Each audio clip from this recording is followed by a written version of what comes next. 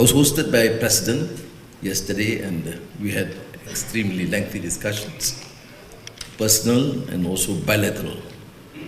And I must commend you and the government, and particularly the President, Prime Minister, and TPMs for their support, gesture of friendship, and earnestness in ensuring that we collaborate as a very strong team between Malaysia and Uzbekistan. I have with me senior ministers. Minister of Foreign Affairs, of course, Thomas Han, who would of course be entrusted to coordinate efforts and, as agreed by the President, to elevate this joint committee into a joint commission to deliberate on all issues that we discuss: trade, investments, digital, energy, tourism, culture and the arts, and halal and Islamic affairs.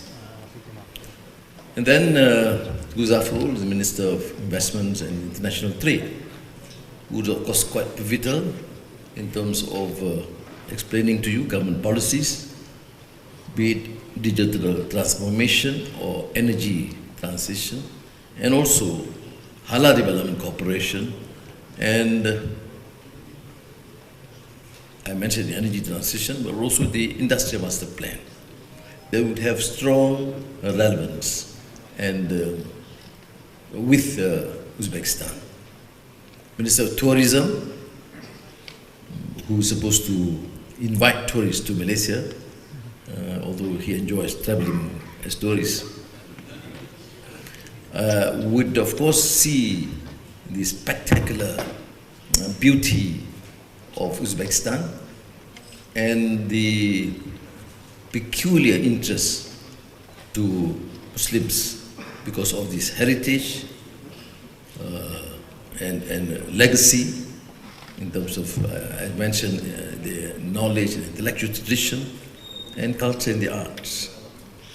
And of course, the Ministry of Religion and Islamic Affairs, with the Director General Jakib, the Islamic Affairs Department, Dr. Naeem, would of course see the possibility of explaining the experience of the Hajj Board in Malaysia and Halal Enterprise, both in terms of certification and industry with Halal Development Corporation.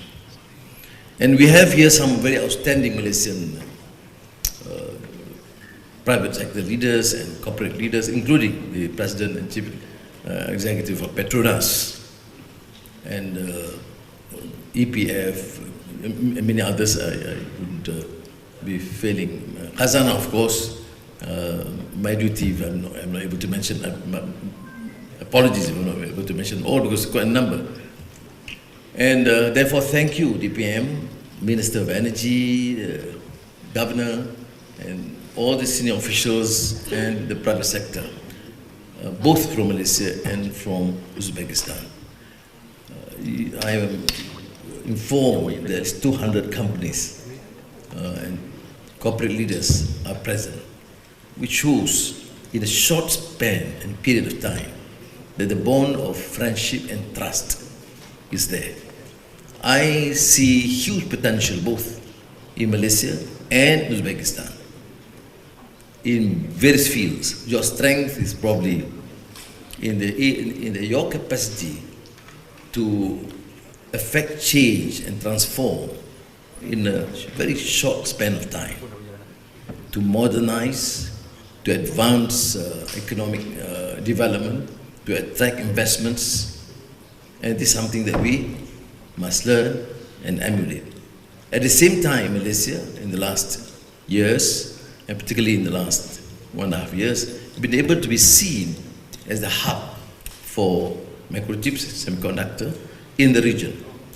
And therefore, to affect the ecosystem, we have to focus on education, research, in new fields, digital, AI, because especially when Infineon came in with 5 billion euros investment for the front end, and NVIDIA with data center plus AI, that would necessarily compel us to then upskill both TVETs, engineering programs, AI, and digitalization.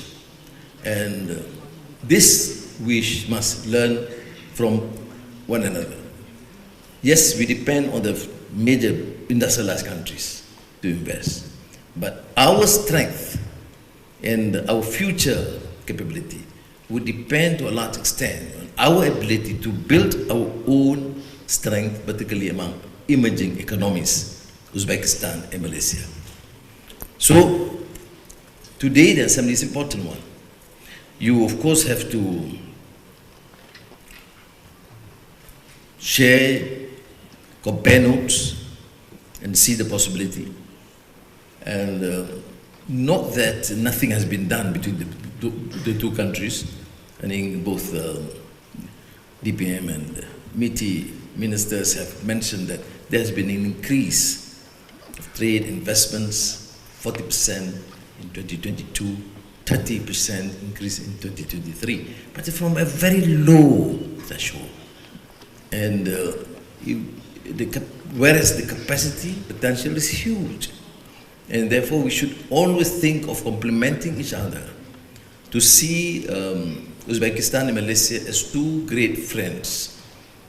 I'm of course particularly touched by the candidness, friendship, sincerity of President Mirziyoyev in my discussions with him, and his resoluteness and determination to see this as a special strategic partnership between Malaysia and Uzbekistan. And he mentioned that to his team immediately after our meeting, and I conveyed a similar sentiment to my team after the meeting. During the meeting, he said, Anwar, why can't we enhance our collaborative efforts in education, in the research, in investments, in trade, in halal, in culture and the arts, to a level that is coordinated by senior ministers. I immediately responded and said, yes, President. And that's what we have entrusted both the foreign ministers. And I believe they understand the message, and they have to do it fast. There's no point in delay. We are in a very competitive world. Everybody knows about post-normal times, about the complexity, about the challenges, about the contradictions that we have. All of us know about the problems in the world, the gross injustices, the hypocrisy in many of the policies of the so-called superpower. But that's not the end. We will have to undertake these measures, first ensuring good governance, ridding our country of corruption, and ensuring that the policies are implemented in an efficient manner and at an accelerated pace. And this is our challenge. And that's why I am DPM convey this to the President, because I'm particularly impressed, because it is with this zeal that I find the President and the government here as, you know, those sharing these ideals of effecting reform. You know, in the Quran, Allah Shu'aib alayhi salam mentioned about this particular phrase, which is also thematic in my Madani policy. In uridu illa al-islah mastata'tu. That let me, Nabi Allah Shu'aib says, try my level best, whatever way possible, to effect change for the better. And may Allah give us the strength to do that. You are, in the private sector, and particularly both countries, hold that card. Because as a government, we can announce or prescribe policies, ensure that the system is transparent and efficient. But you must have that resolve, to continue with our support to invest, exchange, and increase trade and collaboration. So I'm also pleased today that from the report from Matrade and the participation, not only private sector leaders and government companies, but also universities in extending this collaboration. We have now found more students going to Malaysia, but I told the President, I don't share that view of only we have to offer, we are the best. No, I said, let us also send our students, our researchers, our university professionals and professors to come and share the experience and their research and the teaching experience and pedagogy to benefit from your experience.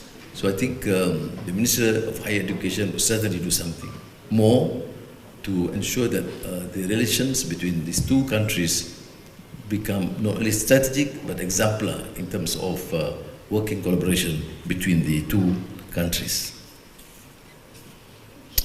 So